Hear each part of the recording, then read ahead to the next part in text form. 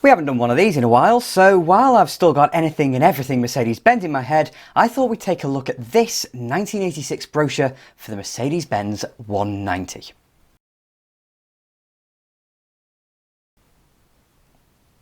The W201, or first generation of Daimler's compact saloon, is one of the most important cars they ever made. This is a decade where the competition really hotted up, and the W201 sold in brilliant numbers. This is quite an interesting brochure for me because despite being for a car that was very successful and built by a manufacturer with an enviable reputation, it shows its age in two ways.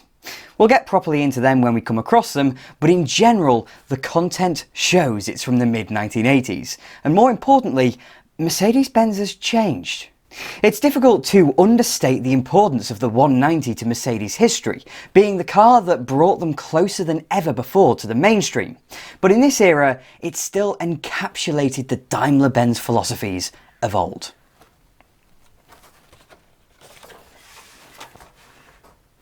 I've just mentioned that this brochure is from 1986, and that means we're 4 years into the 190's production, the car being built between 1982 and 1993.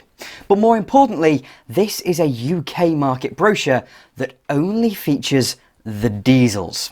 I know, shudder. But I think that this makes it even more interesting, because despite diesel not being a traditional luxury car fuel, it plays a big role in Daimler's history. They've been fitting their passenger cars with diesel since 1935, and as the 1980s dawned, diesel was growing in prominence across the motor industry. That context is why these introductory pages are set out as they are. Diesel is the centre of attention, and who better to buy diesel with than Mercedes-Benz, a company massively conservative with its image and style, but with the engineering and reputation to make it a sensible choice from the get-go. These two pages go over what they're happy to say are the three main reasons for the popularity of the 190D, and they're all incredibly conservative. They're from a mindset alien to the motor industry and Mercedes-Benz themselves today. We start with the unique benefits in a car of this size and type, which is a suitably vague point considering there's no substance whatsoever in the description. But it's all about Daimler-Benz's philosophy of development and the perceived superiority found in the 190's engineering. Not image though. They aren't being flashy about the brand, they're just softly suggesting that the cars themselves are thoroughbreds. And that's continued through their second point, that the 190 diesel models are an investment in safety, pleasure and superior economy. It's about sense in your choice of car, manoeuvrability, lively performance and visible, tangible quality, as well as high value retention and technical reliability. Over the page is the final point, where we learn of that diesel heritage and something that surprised me when I first read it, that in 1986, around a third of all the cars they produced were diesel powered. And that got me thinking. Because in Britain, and in my head in particular, let's be honest, I perceive this old Mercedes-Benz as a producer of high-end luxury cars. But I don't think that's quite right. While many of the cars they produced are of that nature, the SL, Grosser, S-Class, etc., a lot of the E-Class's predecessors are a lot more like a Volvo, an expensive car that's very well engineered, but one that has dependability at the centre of its personality. They're made of materials that will last forever, they're hard wearing, they're reliable, and despite the badge, they're actually rather classless. A traditional mid-range Mercedes-Benz is just a thoroughly good car, and with those principles, the diesel engine naturally makes an entrance for the sake of dependability and frugality. The first feature they bring us to is the styling, and the first sentence on this page reads, "Does the wind tunnel really make all cars look alike?" And that's something I'd already considered bringing up when seeing the images on the first few pages, because I think people have a perception problem. Those folks who bang on about how back in the old days cars were better do have a point in a few areas, but one of the things they always seem to bring up is that all cars look the same these days. And that's simply ignorance. Either they're just detached from the modern motor industry and haven't kept up with what's what, or they're suffering from rose-tinted glasses. Because in the 1980s, this was a serious discussion.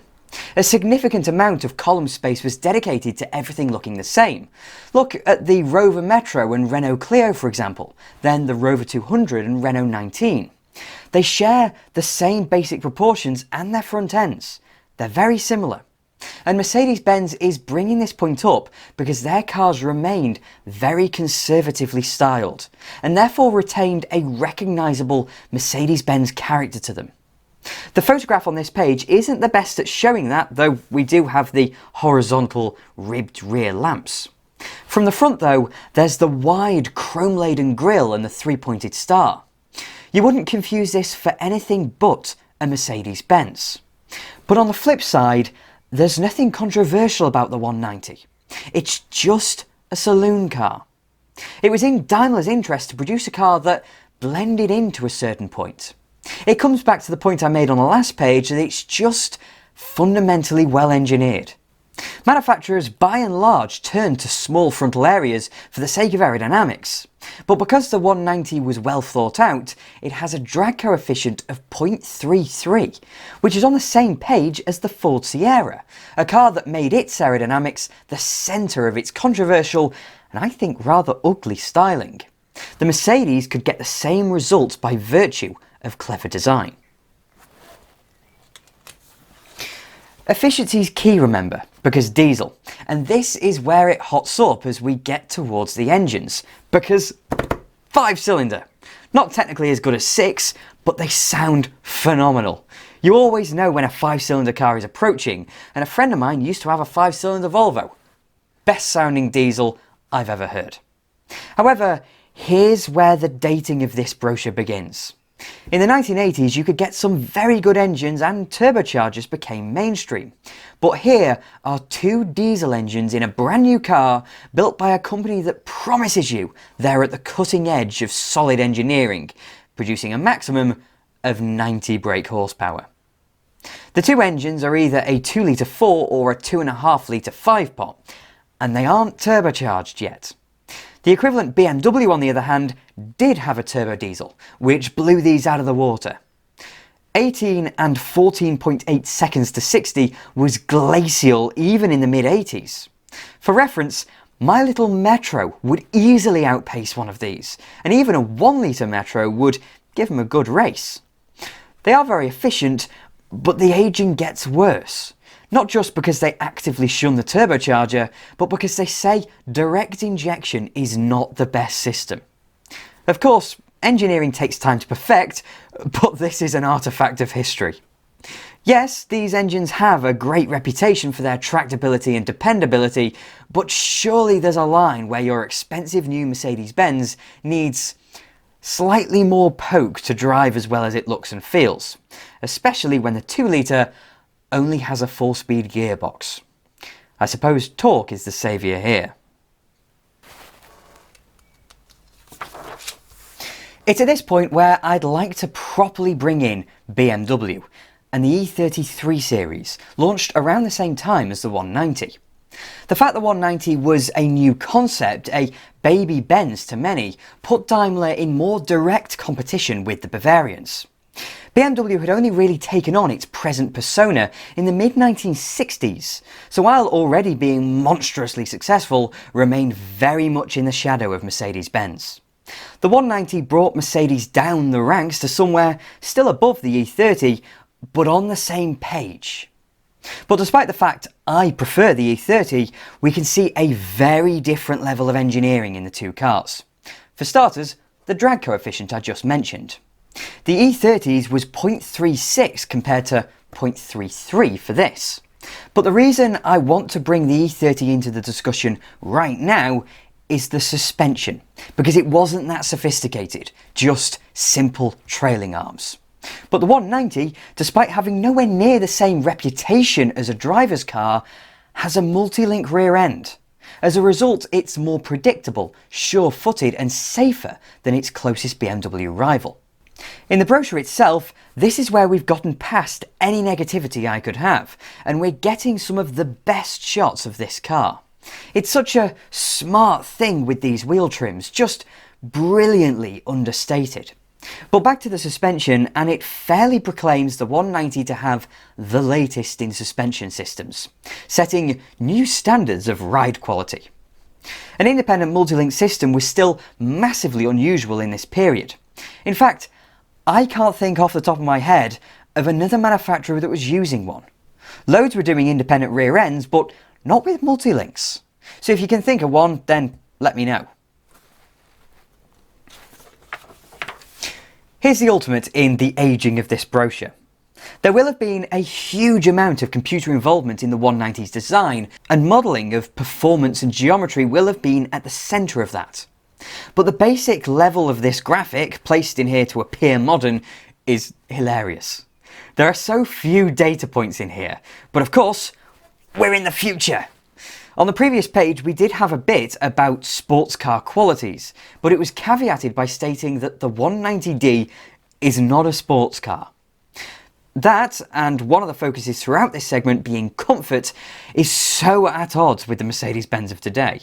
And I'd argue that safety is at the odds with the Mercedes-Benz of today as well. Not because they've stopped, but because it isn't central to their advertising anymore. But everything we've seen throughout this brochure so far comes back down to safety. But now, we'll go all in on it. I'd argue that safety was central to the growth of the Mercedes-Benz image. Yet by the 1980s, it wasn't unusual to be talking about it.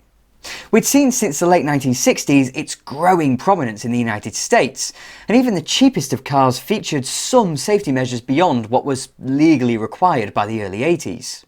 Yet it still plays such a big part in what Daimler perceived to be a potential 190 buyer's thought process.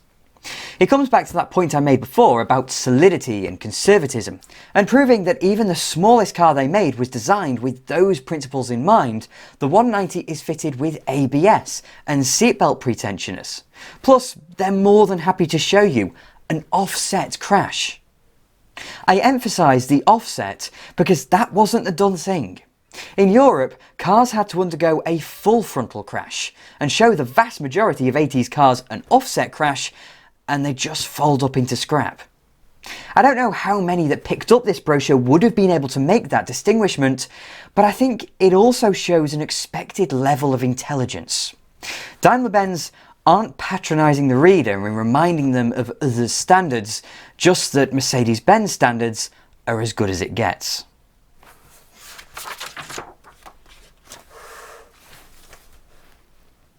I've already touched upon this all being very different to what we'd expect from the modern Mercedes-Benz and even the modern motor industry as a whole, and here we have an interior that's outrageously simple in its design, but it's ever so elegant. Light materials and cloth seats. It's absolutely what I'd want in a car, and it's such a shame that the majority of cars today feel like caves with their tiny visibility and light absorbing trim. Even more so when we read there are 7 choices. But I've consistently mentioned conservatism. And this is that, but it's not old-fashioned. Everything in this cabin was bang up to date for 1982, but none of it was radical. It was astonishingly well judged and aged spectacularly, probably better than any interior of the same era. I've questioned a few of the choices they made with the design and the copy in this brochure, but this one's pitch perfect. Contemporary, common sense, and good taste. Common sense in particular is what grabs me with this one. And though I've called out the rose-tinted glasses brigade already, I do occasionally partake in a bit of that. But in this case, I feel with good reason. Because you can't help but appreciate the thought that went into these design choices. The single wiper, the headlamp wipers, the generous boot opening, the ribbed rear lamps, and most important of all for those that don't appreciate modern design choices, the door handles. I may be more of a BMW man, but there's real tangible superiority in the thought process behind a real classic Mercedes-Benz. And with that, thank you very much for watching. If you enjoyed the video, then please do click like and subscribe to TwinCam as well. I'm forever indebted to my wonderful Patreon supporters, so if you'd like to support me that way, then please do follow the link in the description. And I'll have more videos coming along soon.